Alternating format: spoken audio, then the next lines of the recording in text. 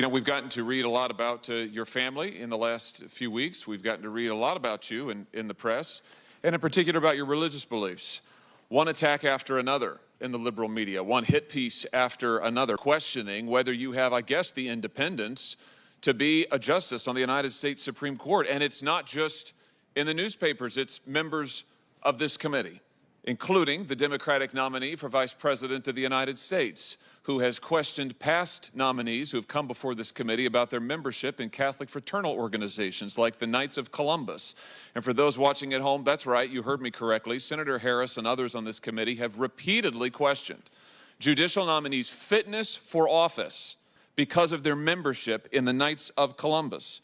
When you were last before this committee, Judge, for your initial confirmation hearings, the ranking member referred to your Catholic convictions as dogma that lives loudly within you, picking up the very terminology of anti-Catholic bigotry current in this country a century ago. She wasn't alone.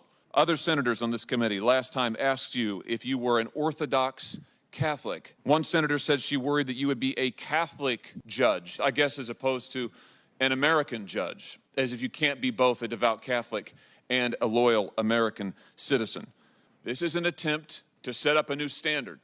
Actually, it's an attempt to bring back an old standard that the Constitution of the United States explicitly forbids. I'm talking about a religious test for office. Article 6 of the Constitution of the United States says clearly, and I quote, "No religious test shall ever be required as a qualification to any office or public trust under the United States." And so when our founders put Article 6 into the Constitution of the United States, they were making a very deliberate choice. This freedom of conscience and religious liberty undergirds all of our other rights because it tells the government that it cannot tell us what to think or who we can assemble with or what we can say. That is what is at stake when we read these stories attacking Judge Barrett for her faith. That is an attempt to bring back the veto power of the powerful over the religious beliefs and sincerely held convictions of the American people. And that is what is at stake in this confirmation hearing. Judge Barrett is a Catholic. We all know that. She's a devout Catholic. Heck, 65 million Americans are Catholics. Are they to be told that they cannot serve in public office? That they are not welcome in the public sphere unless the members of this committee sign off on their religious beliefs? I, for one, do not want to live in such an America, and the Constitution of the United States flatly prohibits it.